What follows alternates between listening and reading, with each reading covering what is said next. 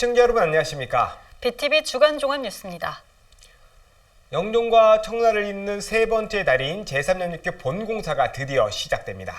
인천시가 착공식을 열고 사업 추진 계획을 밝혔습니다. 오는 2025년 준공될 예정으로 세계 최고 높이의 주탑 전망대를 갖춘 관광형 교량으로 건설됩니다. 이정윤 기자의 보도입니다. 영종과 청라를 잇는 제3연육교 본공사가 본격적으로 시작됐습니다. 우선 시공분인 3공구가 준공되고 1, 2공구에 대한 본공사가 진행되는 겁니다. 제3연육교는 중구 중산동과 서구 청라동을 잇는 4.68km로 폭 30m, 왕복 6차로로 건설됩니다. 특히 세계 최고 높이인 180m 주탑 전망대와 수변 데크길, 야간 경관 등 시민들이 체험하고 즐길 수 있는 관광형 교량으로 조성됩니다. 영종 국제도시를 연결하는 3개의 교량 가운데 유일하게 보도와 자전거 도로도 건설됩니다. 총 사업비는 6,500억 원이 투입되며 오는 2025년에 준공될 예정입니다. 제3연육교는 영종과 청라 그리고 서울을 연결할 중심축이자 인천과 대한민국의 새로운 내일을 이어낼 이음의 다리가 될 것입니다. 또한 영종과 신시 모도, 무의도까지 이어지는 300리 자전거 이음길과 체험 관광시설을 갖춘 세계 최고 높이 주탑 전망대는 대한민국을 대표할 당당한 랜드마크로 자리 잡을 것입니다. 제3연육교가 개통되면 영종 국제도시 주민들의 정주 여건이 크게 개선될 것으로 보입니다. 대한민국의 관문인 인천국제공항이 있지만 여전히 교통 여건이 부족한 게 현실입니다. 영종 주민들이 우리 집을 가는데도 여전히 통행료를 내야 되는 그런 말하자면 모순 속에 있었는데 제3연육교가 생김으로써 이제 그 모순이 해결되는 것입니다. 제3연육교 건설비는 지난 2006년 영종 청라토지 조성 원가에 반영됐지만 손실 보전금 문제와 사업비 부담 등으로 난항을 겪어왔습니다. 누구보다 제3연육교 건설을 기다려온 주민들의 기대가 큽니다. 영종 주민들이 이번 착공식을 대단히 기대하고 있고 또 환영하고 있습니다. 특히나 제3연육교는 영종 주민들 입장에서 보면 육지와 이어주는 무료도로이자 유일한 생명선이에요. 그러니까 이 교량이 갖는 의미는 정말 남다를 수밖에 없습니다. 영종 주민들의 수건 사업 중 하나인 제3연육교 건설 사업. 인천시는 영종 시사이드 파크와 청라 호수공원에서 착공식을 개최하고 드론 300대를 이용한 드론 라이트쇼와 불꽃쇼를 함께 진행했습니다. BTV 뉴스 이정윤입니다. 인천시는 지난 9월 전국광역시 최초로 농업인 공익수당 지급 조례를 제정했습니다. 내년부터 농어민들에게 수당을 지급하기 위한 관련 예산도 확보했는데요. 하지만 수당을 지급하려면 군 구도 일부 예산을 부담해야 하는데 현재까지 예산을 확보한 지자체가 한 곳도 없는 것으로 확인됐습니다. 시행 첫 해부터 지급에 차질을 빚을 가능성도 있습니다. 보도에 김지영 기자입니다. 인천광역시 농업인 공익수당 지급 조례안은 이의가 없으므로 본건은 가결됐음을 선포합니다. 지난 9월 농업인 공익수당 지급 조례를 제정한 인천시. 올해 8월 기준 농업 경영체에 등록된 농어가 27,288가구에 연간 60만 원씩 지원할 계획입니다. 인천시는 내년 본예산에 관련 예산 82억 원을 확보했습니다. 전체 지급 수당 164억 가운데 절반에 해당하는 금액입니다. 조례에 따라 나머지 절반은 군구가 부담해야 하는데 인천시 10개 지자체 중 내년 본예산에 관련 예산을 반영한 곳이 한 군데도 없는 것으로 확인됐습니다. 그나마 미추홀구가 본예산에 편성했지만 의회에서 부결 처리됐습니다. 옹진군과 서구, 중구, 동구 계양구는 내년 추경에 편성하겠다고 밝혔고 나머지 4곳은 아직 검토 단계라는 입장입니다. 인천에서 농어업인 거주 비율이 가장 높은 강화군도 재정 부담에 난색을 표하고 있습니다. 10개 군구 전체 분담금 82억 가운데 강화군이 36억을 차지하는 만큼 예산이 과하다는 겁니다. 강화의 지방 재정 발도가 이제 한 11.57%예요. 그래서 이제 재원이 좀 부족한 상태로 이제 나머지는 전부 다 이제 뭐 국비 또는 뭐 시비 그런 걸 통해서 이제 예산을 집행하거든요. 알다시피 36억이라는 돈이 이렇게 만만한 금액은 아니잖아요. 인천시는 당초 군구 협의를 거쳐 내년 7월 중 수당을 지급할 계획이었지만 현재로선 일정 차질이 불가피한 상황입니다. 남은 기간 군구를 설득해 늦어도 내년 하반기부턴 수당 지급이 가능하도록 할 계획입니다. 저희가 내년 7월쯤에는 지급을 하기 위해서 준비를 하고 있었는데 이게 뭐 내년에 지금 지급이 지선됐잖아요. 추경이 조금 늦게 추경이 진행이 되면 그렇게 되면 하반기 돼야지 되지 않을까 그렇게 저희가 보고 있어요. 농민들은 지자체의 결단을 촉구하고 나섰습니다. 지역 내 현수막 게시를 시작으로 내년부턴 서명운동도 벌이기로 했습니다. 광역단체 중에서도 한 반수 정도가 지금 시행에 들어가는 건데 이게 뭐 농민들한테 생내도 이렇게 해줄 사안은 아니라고 봐요. 사실 제일 소외계층이고 어려운 입장에 처해 있는 농민들을 이렇게 지원해 주지 않으면 사실 농촌이 존립할 수가 없죠. 인천시는 다음 달 중 공익수당심의위원회를 구성해 지급 방식과 대상자 선정 절차 등을 마무리할 예정입니다. 하지만 군구 설득이 선행되지 않으면 반쪽짜리 정책에 그칠 수 있다는 우려가 나오고 있습니다. BTV 뉴스 김지영입니다. 인천시가 올해 초 화물차 주차장 부지로 송도 909로 결론 냈죠. 연수구는 화물차 주차장을 송도 이전이 예정된 중구 항운 연안아파트 부지로 해줄 것을 시에 요구했습니다. 그러자 이번엔 중구가 강하게 반발하고 있습니다. 배상민 기자입니다. 인천항 내항에 위치해 주민들이 수십 년간 비산먼지 소음 피해를 겪은 중구 항운 연안아파트. 국민권익위원회 중재로 항운 연안아파트 송도 이전이 가시화되고 있는 가운데 고남석 연수구청장이 SNS를 통해 인천시가 소유권을 확보하는 항운 연안아파트 부지에 송도 909에 건립 예정인 화물차 주차장을 건립할 것을 인천시에 제안했습니다. 기존 화물차 주차장 부지는 첨단 물류 산업이 입지하도록 인천시와 경제청, 해수부, 인천항만공사가 협의에 나설 것도 촉구했습니다. 이에 중구가 발끈하고 나섰습니다. 홍인성 중구청장은 아함물류 2단지 화물차 주차장은 인천시가 계획한 대로 송도에 추진돼야 한다고 밝혔습니다. 시가 화물차 주차장 부지를 송도 909로 결론 냈는데 후보지에도 없던 항운 연안아파트를 제안한 고남석 연수구청장에게도 강력한 유감을 표명했습니다. 앞서 지난 3월 인천시와 연수구는 공동으로 인천시 화물차 주차장 입지 최적지 선정 용역을 실시했습니다. 국내외 물류 환경, 인천시 물동량 추이, 항만 항공시설 연계성, 화물 수요 발생지 원칙 등을 검토해 아함물류 2단지로 결정했습니다. 인천시가 내년에 항운 연안아파트 토지활용계획 수립 연구 용역을 진행할 예정인 가운데 홍 구청장은 주민들이 공감할 수 있는 친환경 시설이 유치되도록 노력하겠다고 강조했습니다. BTV 뉴스 배상민입니다. 인천시는 내년 3월에 만석 고가교 철거 공사를 시작할 예정인데요.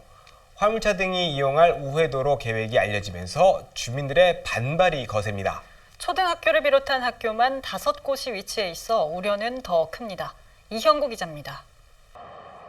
동구 송월동과 중구 계양동 일대를 지나는 만석 우회 고가교. 시는 계양 창조도시 마중물 사업의 하나로 내년 상반기에 이 도로를 철거할 예정입니다. 문제는 이 도로를 다니는 대형 화물차를 비롯한 차량 우회도로입니다. 인천시는 동구 세천연로와 참해전로를 지나 인천항 앞으로 우회하는 방안을 대안으로 제시했습니다. 예정 우회도로 현장 상황은 어떨까? 하교하는 학생들이 주차된 화물차를 피해 도로 쪽으로 지납니다. 초중고교가 밀집한 어린이 보호구역이지만 곡선 주로라 학부모들의 걱정이 큽니다. 매일 손녀의 등하굣길을 함께하는 할머니는 우회도로 추진 소식에 걱정이 앞섭니다. 그럼 큰일인데요? 애기들 여기 다니는데 위험하잖아요. 맨날 이렇게 따라다녀요. 위험해서. 현재 이곳을 지나는 화물차는 하루 평균 1,800여 대, 우회도로가 추진되면 4,100여 대로 2배 이상 증가할 것으로 전망됩니다. 이 차량들은 지난 봄 초등학생의 목숨을 앗아간 화물차 사고가 발생한 학교 주변 도로와 연결됩니다. 시민사회는 계획 철회를 촉구합니다. 얼마 전에 이제 인천에서도 계속 이제 학생들이 이제 목숨을 잃는 안타까운 사건들이 좀 발생을 했고, 또 크고 작은 이제 화물차 사고가 발생을 하기 때문에 우회도로를 옮기는 것 때문에 이 도심지로 주거지 근처로 이제 화물차 통행 제한을 해제한다는 것은 문제가 있다. 동구에도 반대 입장을 분명히 했습니다. 통학로와 주거지 앞 화물차 통행은 불가능하다며 내년 초 임시회에서 인천시에 계획 철회를 촉구하는 결의문을 채택할 예정입니다. 교통이 복잡해질 뿐 아니라 학생들의 그 안전성, 교통사고에 대한 안정성이 담보되지 않기 때문에 이 노선은 재고를 좀 해줬으면 하는 바람입니다. 인천시는 내년 3월 우회고가 철거와 인천대로 착공식을 열고 내후년 6월까지 우회고가 철거를 준공한다는 계획입니다. 하지만 화물차 우회도로 조성 계획이 주민 반발을 불러오면서 정상 추진까지 난항이 예상됩니다. BTV 뉴스 이영구입니다. 부평구와 지역 주민들이 부평 미군기지 시민공원 조성 방안을 찾기 위한 간담회를 진행했습니다. 주민들의 주요 관심사는 부평 미군기지의 오염 정화였습니다. 조병창병원 건물 철거 여부를 두고 부평 미군기지 내 오염 정화 작업이 지연되고 있죠. 주민들은 시민 안전이 최우선이라며 오염 정화 작업에 적극적으로 나서줄 것을 요구했습니다. 북인천 방송 이재필 기자가 보도합니다. 부평구가 부평 미군기지 주변 지역 주민들과 만났습니다. 부평 미군기지 시민공원 조성과 관련해 현 진행 상황을 공유하는 자리였습니다. 간담회에 참석한 지역 주민들의 주요 관심사는 부평 미군기지의 오염 정화였습니다. 부평구는 부평 미군기지 내 다이옥신을 완벽하게 정화했다고 발표한 만큼 오염 정화 작업이 순조롭게 진행 중이라고 설명했습니다. 이 정도로 아주 획기적인 어떤 정화 작업을 완료한 상태고, 현재 A구역은 기본적으로 정화가 상당 부분이 진행돼 있고, 알다시피 저희가 하고 있는 B구역도 정화 작업을 시작을 해서 한 40% 정도의 공정률을 보내고 있습니다. 지역 주민들은 오염 정화 작업이 순조롭게 진행 중이라는 부평구의 말에 의문을 제기했습니다. 부평 미군기지의 조병창 병원 건물 때문입니다. 역사적 가치를 간직한 조병창 건물을 보존해야 한다는 여론이 일면서 해당 지역의 오염 정화 작업은 잠시 멈춘 상황입니다. 근데 내가 알기로 그 조병창이 지금 허물어져 가고 있고, 지금 그 건물 그 보수를 해야 되는 그 지경에 돼 있는데, 그런 걸 낭비하면서까지 토양 정화를 지금 제대로 진행을 못하고 있다고 하면 저희들은 그게 늦추어지고 있는 게 저희들의 생명하고 직결된다고 생각을 하거든요. 이 건물이 계속해서 존치해야 된다. 뭐 정해진 건 없지만 존치하는 방향으로 계속해서 언론사나 이런 곳에서 의견을 내고 있다. 이게 가장 저를 포함한 지역 주민들이 좀 소통이 안 된다라고 생각하는 게 아닐까, 좀 이렇게 생각을 합니다. 박남춘 인천시장은 이에 대해 시민의 안전을 최우선으로 두고 방법을 모색하겠다고 밝힌 바 있습니다. 간담회에 참석한 부평구는 이런 기조를 바탕으로 보존과 오염 정화 모두 가능한 방안을 곧 찾아낼 것이라고 강조했습니다. 현재 인천시는 어떠한 최신 기술을 동원해서라도 그 건물을 존치하면서 완전 정화하는 방안을 지금 찾고 있습니다. 조금 기다려 보시면 아마 그 부분은 인천시에서 바로 제시해 드릴 것 같습니다. 부평구는 이와 함께 오염 정화와 시민공원 조성 계획 등 부평 미군기지와 관련된 모든 정보를 부평구 홈페이지에서 확인할 수 있도록 대책을 강구할 것도 주민들에게 약속했습니다. 헬로티비 뉴스 이재필입니다. 정부가 수도권 권역의 감염병 전문병원 선정을 위한 절차에 돌입했습니다. 정부는 내년 1월 13일까지 의료기관의 사업기획서를 접수하기로 했습니다. 인천시는 한시적으로 TF팀을 가동해 감염병 전문병원의 인천 유치에 총력을 기울인다는 방침입니다. NIB 원태규 기자입니다.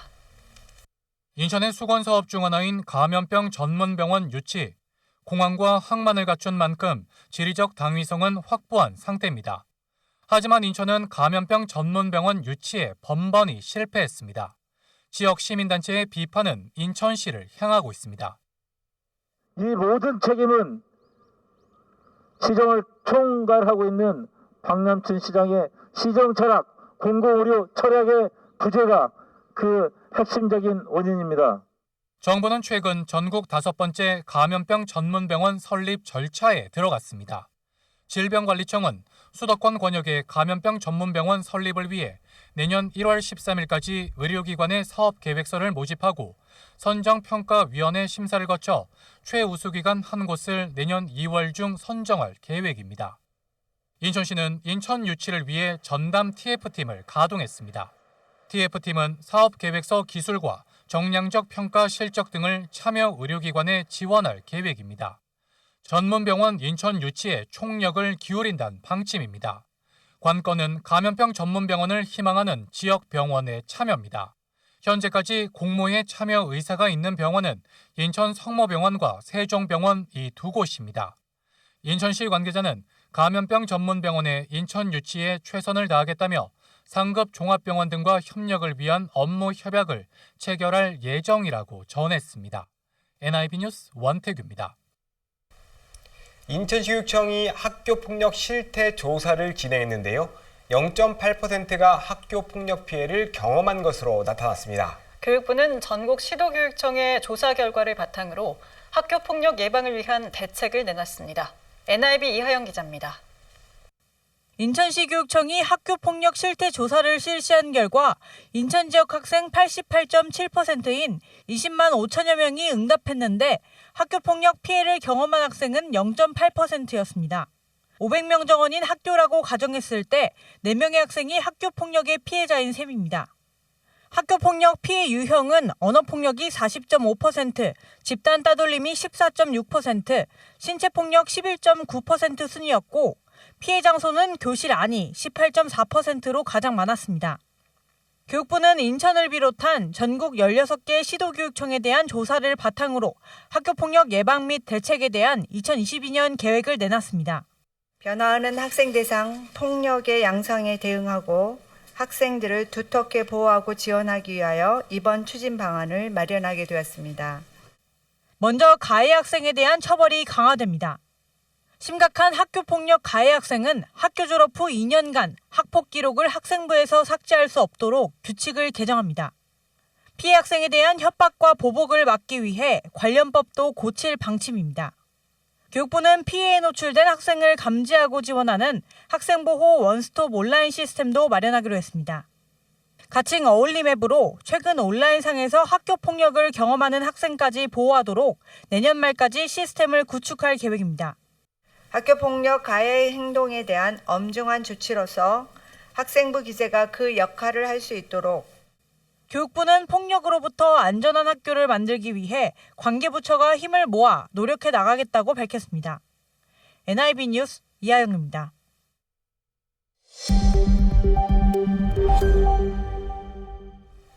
현재 오미크론 변이 바이러스가 전 세계에서 빠르게 확산 중인데요. 국내에서도 한두 달 안에 우세종이 될 수 있다는 관측이 나왔습니다. 다만 방역 상황에 따라 한두 달 더 늦어질 수도 있다고 예측했습니다. 보도에 김지영 기자입니다. 오미크론 변이는 매우 빠르게 전 세계로 확산되고 있습니다.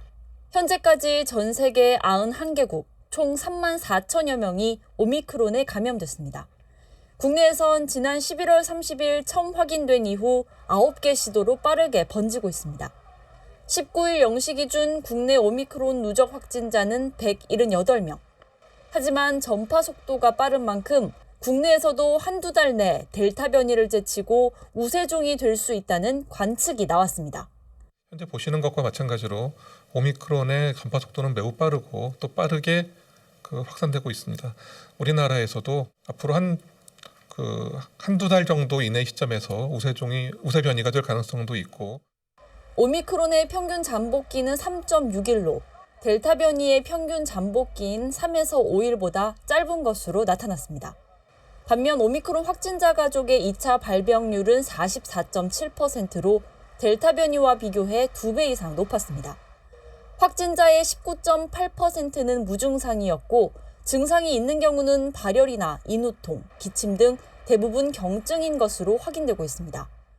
하지만 현재까지 국내 오미크론 확진자의 95%가 60대 미만이어서 고연령층 전파 영향은 추가 분석이 필요한 상황입니다.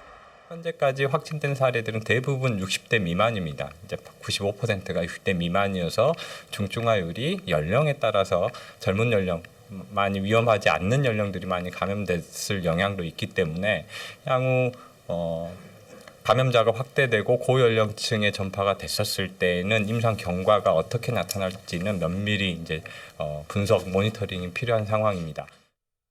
방역 당국은 백신 종류에 따른 예방 효과의 차이에 대해선 감염 예방 효과에선 일부 차이가 있을 수 있다는 해외 보고가 있었다고 설명했습니다. 다만 3차 접종을 했을 때에는 모든 백신의 감염 예방 효과가 80% 수준으로 올라가는 만큼 추가 접종이 반드시 필요하다고 강조했습니다. BTV 뉴스 김지영입니다. 인천시가 시민 1인당 10만 원씩 일상회복 지원금을 지급하기로 했죠. 이 지원금을 받으려면 온라인이나 현장 방문 신청을 해야 합니다. 우선 온라인 신청 접수가 시작됐는데요. 시행 첫째 주에는 출생연도 끝자리에 따라 신청하는 요일제가 적용됩니다. 자세한 내용을 이정윤 기자가 알려드립니다. 인천 시민 모두에게 지급하는 일상회복 지원금 신청 접수가 시작됐습니다. 일상회복 지원금은 시민 1명당 10만 원씩 지급됩니다. 10월 31일 기준 인천시에 주민등록이 된 내국인과 외국인이면 모두 지원금을 받을 수 있습니다. 시민들은 우선 12월 20일부터 1월 31일까지 온라인 신청이 가능합니다. 온라인 신청이 어려운 경우 행정복지센터 등을 직접 방문해야 하는데 현장 방문 신청 기간은 12월 27일부터 1월 28일까지입니다. 다만 온라인과 현장 방문 신청 첫 주에는 혼잡도를 줄이기 위해 출생연도 끝자리에 따라 요일제가 적용됩니다. 일상회복 지원금은 인천 이음카드를 통해 지급됩니다. 신청 후 하루 이틀 내에 인천 이음 포인트로 지급되는 방식입니다. 인천 이음카드로 결제하면 일상회복 지원금이 먼저 차감되는데 캐시백은 적립되지 않습니다. 또 일상회복 지원금은 내년 3월 31일까지 사용해야 합니다. 기간 내에 사용하지 못해 남은 잔액은 환불되지 않고 자동 소멸될 예정입니다. 일상회복 지원금 신청은 본인이 직접 신청해야 하며 대리 신청을 할 경우엔 위임장과 증빙 서류를 지참해야 합니다. 미성년자의 경우 세대주가 일괄 신청할 수 있습니다. 일상회복 지원금 신청과 관련해 자세한 사항은 시군구 홈페이지나 인천이음 앱에서 확인할 수 있습니다. BTV 뉴스 이정윤입니다. 정부가 거리두기 강화로 어려움을 겪는 소상공인들에게 100만 원의 방역 지원금을 지급합니다. 식당과 카페, 노래방 등 영업시간 제한 사업체가 1차 우선 지급 대상인데요. 방역 지원금은 27일부터 지급됩니다. 보도에 김지영 기자입니다. 정부가 거리두기 강화로 어려움을 겪는 소상공인들에게 가게당 100만 원의 방역 지원금을 지급합니다. 지원 대상은 전국 320만 개 업체, 총 3조 2천억 규모입니다. 식당과 카페, 노래방 등 영업시간 제한을 받는 사업체 70만 곳은 1차 우선 지급 대상에 포함돼 당장 27일부터 지급이 시작됩니다. 명백한 피해가 예상되는 만큼 별도의 서류 증빙 없이도 지원금을 받을 수 있도록 했습니다. 이번 1차 지급 대상에 포함된 영업시간 제한 소상공인 소기업 대표에게는 12월 27일 오전 9시부터 안내 문자가 발송될 예정입니다. 27일에는 사업자 등록번호 끝자리가 홀수, 28일은 끝자리가 짝수인 사업체에 순차적으로 안내 문자를 드리도록 하겠습니다. 내년 1월 6일부터는 영업시간 제한 시설 외에도 버팀목 자금 플러스나 희망 회복 자금을 받은 이력이 있는 200만 개 업체에 지원금이 지급됩니다. 그 외에 매출 감소가 확인된 업체들은 1월 중순부터 지원금 신청이 가능합니다. 손실보상금은 이번 방역지원금과는 별개로 지급합니다. 영업시간 제한 조치를 받은 식당, 카페 등 소상공인분들은 방역지원금과 손실보상금을 함께 받으실 수 있습니다. 21년 4분기 손실보상금도 내년 2월 중순부터 차질 없이 지급하도록 하겠습니다. 정부는 이와 함께 여행업 등 손실보상 제외업종의 1% 초저리 융자를 지원하고 소상공인 희망대출 자금을 공급하는 등 코로나19 특별 융자 자금 12조 원을 풀 계획입니다. BTV 뉴스 김지영입니다. 코로나19가 장기화되면서 힘겨워하시는 분들 많으시죠?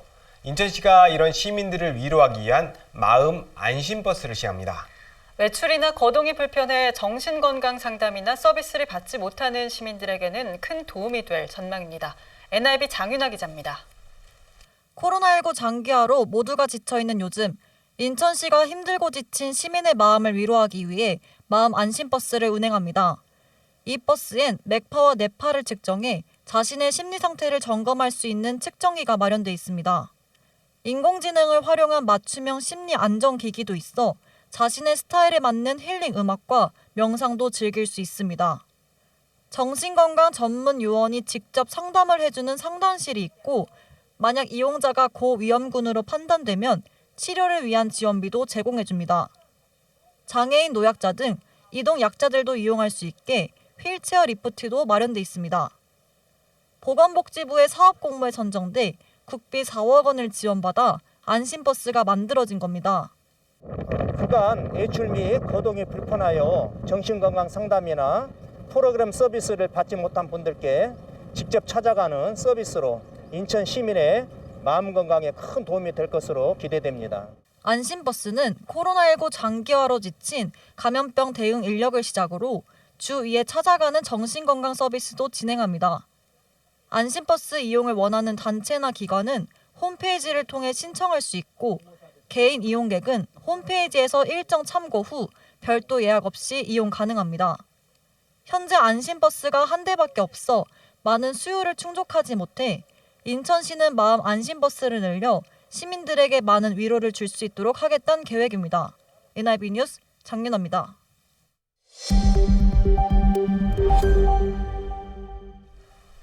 따뜻한 미담 하나 소개할까 합니다. 화재나 교통사고 같은 긴박한 상황에 시민들이 가장 먼저 찾는 건 119죠. 국민의 생명을 지키는 일, 소방구급대원들에게는 사명감인데요. 퇴근길과 비번을 맞은 구급대원들이 잇따라 시민의 안전을 지켜 화제입니다. 엄상현 기자입니다. 지난 15일 오전 9시쯤 횡단보도를 건너던 한 보행자가 우회전하던 트럭에 치입니다. 당시 퇴근 중이었던 금암 119 안전센터 소속 박진주 대원은 지체 없이 자신의 차량을 사고 차량 앞에 대고 119에 신고합니다. 네, 119입니다. 이후 침착하게 환자를 살피는 박 대원. 환자는 일단은 놀래가지고도 그랬을 테고 계속 눈을 감고는 움직이지 계속 않더라고요. 일단은 주부 손상을 먼저 확인하고 이렇게 했는데 계속 이렇게 우측 허리 쪽 이쪽 통증을 호소하시더라고요. 그런데 잠시 후 사고 차량 뒤에 차량 한 대가 더 서더니 현장으로 누군가 또 다가옵니다. 역시 퇴근 중이었던 전미 119 안전센터 소속 이진 대원입니다. 두 대원은 환자를 안전하게 구급대에 인계했고 큰 부상은 아닌 것으로 알려졌습니다. 늘상 구급대원으로서 그 교통사고 현장을 나가면은 그냥 항상 차에서 빨리 내려가지고 하는 게 그 몸에 밴 습관이다 보니까 그냥 진짜 그냥 본능이었던 것 같아요. 이틀 후에는 비번 중이던 한 구급대원이 대형 화재를 막은 일도 있었습니다. 주인공은 효자 119 안전센터 소속 이호동 대원. 한 골목길에서 불길이 치솟는 걸 보고 주저없이 인근 소화기를 이용해 초동 진압에 나섰습니다. 옆에 벽까지 옆에 벽 가림막까지 던져가지고 그 파레트가 녹고 있는 상황이었어요. 거기가 좀 인적이 드문 곳이어가지고 이제 대피를 시키려고 이제 그 옆에 바로 있는 이제 음식점에 화재가 났다고 알리고. 불이 난 지점 인근에는 식당가와 숙박시설들이 많아 자칫 큰 인명피해로 이어질 뻔한 사고였습니다. 이렇듯 퇴근길과 비번일에도 시민 보호를 위해 주저없이 먼저 나섰던 소방구급대원들. 이로 인해 소중한 인명과 재산 피해를 막을 수 있었습니다. BTV 뉴스 엄상현입니다. 인천시는 바이오와 에너지, 물류, 교통 산업 육성에 힘을 쏟고 있는데요.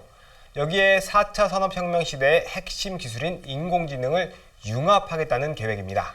이를 위해 AI 혁신센터를 개소했는데요.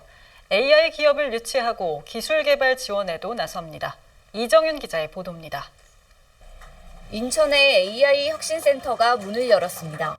AI 혁신센터에는 인공지능 관련 제품을 직접 체험하고 산업 트렌드를 알 수 있는 체험존이 마련됐습니다. 창업가 AI 기업, 투자자들을 위한 네트워킹 공간과 클라우드 분석 체험실도 조성됐습니다. 인천시는 AI 혁신센터를 중심으로 AI 기업을 육성하고 AI 솔루션 역량을 강화한다는 계획입니다. 또 글로벌 기업인 아마존 마켓플레이스 진출 등도 지원합니다. 창의와 혁신으로 무장한 스타트업들도 무럭무럭 자라나고 있습니다. AI 기술 역시 마찬가지입니다. 학생들을 비롯한 많은 시민들께서 인천 AI 혁신센터가 이러한 성장 가능성과 많은 관심을 큰 결실과 성과로 만들어줄 것이라고 믿습니다. 인천시는 AI 거점화를 위한 업무 협약도 진행했습니다. 아마존 코리아와 카카오 엔터프라이즈, 한국인공지능협회 등이 참여했는데 인천시와 기업들은 기술 개발을 위해 공동 협력하기로 했습니다. 특히 인천 지역 특화 AI 기업 유치와 기술 협력 지원 사업을 추진하는데 바이오와 환경에너지, 물류교통 등이 핵심입니다. 인천시는 과학기술정보통신부가 추진하는 AI 융합지역 특화산업 지원사업 공모에도 도전합니다. BTV 뉴스 이정윤입니다.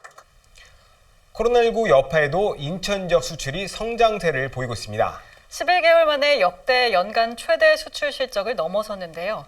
반도체와 화장품 등 주요 수출 품목이 고르게 증가했습니다. 배상민 기자입니다. 11월 인천 수출액은 지난해 같은 기간 대비 33.7% 증가한 43.1억 달러를 기록했습니다. 이로써 1월부터 11월까지 누적 수출액은 413.9억 달러를 기록하며 11개월 만에 역대 연간 최대 수출 실적을 돌파했습니다. 11월 인천의 수입은 전년 동기 대비 51.5% 증가한 48.6억 달러로 무역 수지는 5.5억 달러 적자를 기록했습니다. 인천의 10대 수출 품목들 모두 세계 시장에서 선전했습니다. 인천의 최대 수출 품목인 반도체는 전년 동월 대비 47.5% 증가했고 화장품 수출도 중국 시장으로의 수출이 늘며 67.6% 증가했습니다. 철강판 수출 또한 17.3% 증가했고 자동차도 북미 지역으로의 신차 수출 감소에도 불구하고 중동, 중남미 시장으로의 중고차 수출이 크게 증가하며 넉 달 만에 반등했습니다. 의약품 수출도 전체 수출의 96.7%를 차지한 바이오 시밀러 등 면역 물품의 수출 호조로 18.6% 증가했습니다. 이 밖에 건설 광산기계 35.1%, 자동차 부품 59.1%, 무선 통신기기 98.6%, 석유 제품 182.5%, 석유화학 중간 원료 72.3% 증가했습니다.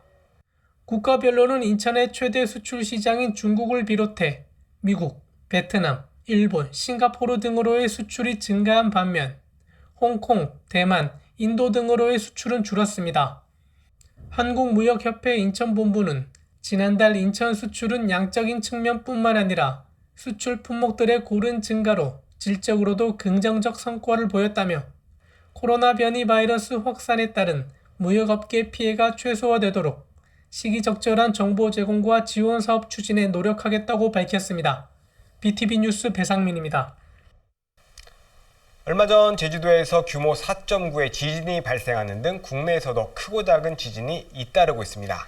그런데 리히터 규모로 나타내면 그 위력이 어느 정도인지 잘 와닿지는 않는데요. 취재기자가 안전체험관에 방문해 직접 지진의 위력을 체험해봤습니다. 북인천 방송 김진재 기자입니다. 책들이 바닥에 나뒹굴고 식탁과 의자가 크게 흔들거립니다. 진동을 이기지 못한 선반은 앞으로 쓰러집니다. 지진이 발생했을 때 실내 상황을 재현한 모습입니다. 지진의 위력은 리히터 규모로 나타낼 수 있는데 규모가 1 증가할 때 위력은 32배 더 커집니다. 규모 5의 지진이 발생하면 부실하게 지은 건물에 큰 손상이 발생하는데 지난 2017년 포항 지진의 규모가 5.4입니다. 규모 7의 지진에서는 160km 이상 넓은 지역에 걸쳐 지각균열과 건물 붕괴 등의 피해가 발생합니다. 지금 규모 7의 지진인데요. 지금 몸을 온전히 서 있기가 힘들고 이 몸을 낮춘 상태에서도 몸이 계속해서 흔들리고 있습니다. 국내에서는 매년 수십에서 수백 건의 크고 작은 지진이 발생하고 있습니다. 특히 지난 2016년 경주 지진과 2017년 포항 지진 등 규모 5 이상의 강진도 이따금씩 발생하고 있는 상황. 가상으로나마 지진을 경험한 시민들은 그 위력에 놀랍니다. 막 깨지고 부서지고 그러니까 놀랄 것 같아서 실제로 일어나면 당황해서 제대로 못할 것 같았어요. 지진이 발생하면 무작정 밖으로 나가기보단 진동이 멈출 때까지 식탁이나 책상 밑으로 피해 몸을 보호해야 합니다. 건물 밖으로 나갈 땐 계단을 이용해야 하고 야외에서는 주변에 높은 건물이 없는 운동장이나 공원 등으로 대피해야 합니다. 우리도 이제 안전한 나라가 아니기 때문에 우리 이런 행동 영향을 필수적으로 알고 계시고 설마가 아닌 정말 나한테도 올 수 있는 재난이기에 그것에 준비하는 자세를 꼭 가지고 계셔야 됩니다. 지진은 언제 발생할지 모르는 자연재해인 만큼 평상시 지진에 대응하는 행동 요령을 숙지할 필요가 있습니다. 헬로티비 뉴스 김진재입니다. 각종 생활용품부터 고가의 전자제품까지 인천에는 단돈 몇천 원이면 이런 다양한 용품들을 빌릴 수 있는 곳이 있습니다. 불필요한 소비를 줄이고 환경을 보호하는 나눔 경제 확산의 구심점 역할을 하고 있습니다. 보도에 김지영 기자입니다. 인천 미추홀구에 있는 물품 공유센터입니다. 가끔 필요하지만 자주 사용하지 않는 물건들을 편하게 빌려서 사용할 수 있습니다. 인천 시민이면 누구든 회원 가입 후 이용이 가능합니다. 대여료는 물품 가격의 3% 이내, 텐트는 단돈 4,000원, 안마기는 5,000원, 미러리스 카메라 같은 고가의 전자제품들도 8,000원이면 기본 2박 3일 동안 대여가 가능합니다. 수익 사업이 아니기 때문에 정말 최소한의 운영비조로 물품 가격을 매기고 있어요. 최대로 비싼 것이 아마 12,000원 정도 되는 금액이고 대부분 1,000원, 3,000원, 5,000원 이 정도. 미추홀구 물품 공유센터는 지역 내 공유와 나눔 문화 확산을 목표로 지난 2019년 운영을 시작했습니다. 지난 2년간 누적 회원 수는 1,013명, 대여 건수는 1,200여 건이 넘었습니다. 코로나 영향으로 야외 활동이 증가하면서 캠핑 레저 분야 대여 건수가 651건으로 가장 많았고 전동 드릴 등 생활 공구와 라돈 측정기 등 건강 환경 분야 제품들도 이용률이 높았습니다. 내년엔 실내 스포츠용품 등을 추가로 구비해 더 많은 시민들이 물품 공유에 참여하도록 할 방침입니다. 저희 공유센터의 설립 목적에 맞게끔 써보시고 나는 안 맞는 것 같다 싶으면 안 사면 되는 거니까 조금 덜 살 수 있으면 덜 사는 그래서 같이 많이 쓰지 않는 물건들은 좀 공유해서 써보자라고. 물품 공유를 통해 나눔 경제를 실현하는 물품 공유센터.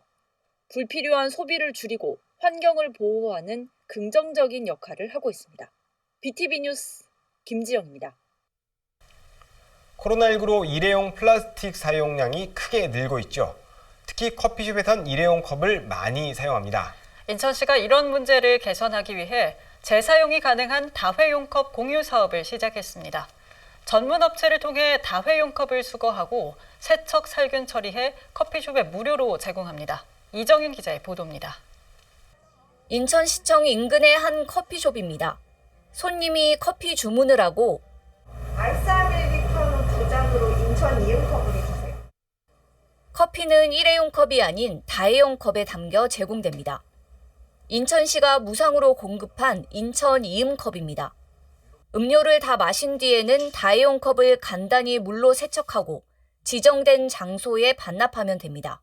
시청 내에는 일회용품을 들고 가면 안 돼서 텀블러를 항상 들고 다녀야 되는데 텀블러를 들고 오지 않은 날에는 이제 점심시간 내에 커피를 다 마셔야 된다는 압박감 같은 게 있었는데 이제 그런 불편함이 많이 사라져서 좋고 또 일회용품을 줄일 수 있다는 점도 좋습니다. 인천시가 일회용 컵 사용을 줄이기 위해 다회용 컵 공유 사용 시범 사업을 시작했습니다. 시범 사업에 동참한 커피숍은 모두 21곳. 세척 전문 업체가 다회용 컵을 수거해 세척 살균 처리 과정을 거친 뒤 다시 커피숍에 컵을 제공해 줍니다. 커피숍은 쓰레기를 줄이고 일회용 컵 구매 비용도 절감할 수 있습니다. 쓰레기 사용량이 확실히 준 거는 맞거든요. 우선은 저 같은 경우에는 기본적으로 그렇게 많이 나오는 카페는 아니었는데 그때보다도 많이 준 것 같아요. 한 3분의 1 정도는 줄지 않았나 싶거든요. 인천시는 내년 5월까지 시범 사업을 진행하고 사업 결과를 분석해 보완해 나간다는 계획입니다. 이번 인천 이응컵 공유 시범 사업을 통해 그동안 무분별하게 사용하던 일회용 컵을 대신한 다회용 컵을 사용하는 문화가 우리 공직사회뿐만 아니라 사회 전반에 널리 확산되는 계기가 되기를 기대하고요. 인천시는 내년 하반기에는 일반 시민을 대상으로 보증금 제도를 반영한 다회용 컵 공유 사업을 확대할 계획이라고 밝혔습니다. BTV 뉴스 이정윤입니다. 한국전쟁이 발발한 지도 어느덧 70여 년이 지났습니다. 당시 학생신문에 수많은 학도병들도 전쟁에 참전했습니다. 인천중학교에선 인천중 출신 6.25 참전 유공자를 기리기 위한 명비가 제막됐습니다. NIB 이하영 기자입니다. 89세 권택환 어르신은 지난 1950년 일어난 6.25 전쟁에 참전했습니다. 당시 나이는 불과 18살. 인천중학교 5학년이던 그는 학도병으로 참전하던 그날을 또렷이 기억합니다. 50년도 12월 달에 학도병으로 나갔습니다. 중학교 내가 5학년 때요. 나는 이제 55년도 8월 달에 제대했어요. 권택환 어르신의 모교 인천중학교 교정에 6.25 참전 유공자 명비가 세워졌습니다. 명비에 각인된 이름은 74명으로 모두 인천중학교 출신입니다. 쏟아지는 포탄과 총탄을 온몸으로 맞서는 참전 유공자의 긍지는 포격 준비를 하는 군인의 형상에 오롯이 새겨졌습니다. 재학생 후배도 선배들의 숭고한 희생 정신을 이어받겠다 다짐합니다. 저희 인천중학교 학생들이 참전 용사분들의 뜻을 이어받아 잘 성장해서 대한민국을 빛내는 여건이 되도록 하겠습니다. 유공자 어르신들도 자신의 공격이 모교에 새겨져 감회가 새롭습니다. 생각지도 않게 너무 감개무량합니다. 어린 후배들은 교정에 놓인 명비를 보며 까마득한 선배들의 고귀한 정신을 기억하면서 그날의 희생을 다시 빛내고 있습니다. NIB 뉴스 이하영입니다. 코로나19 확진자가 늘면서 위중증 환자도 증가 추세를 보이고 있습니다. 마스크 착용과 기침, 예절 등 개인방 수칙을 잘 지켜야겠습니다. 이상으로 BTV 주간 종합 뉴스를 마칩니다. 시청해주신 여러분 고맙습니다.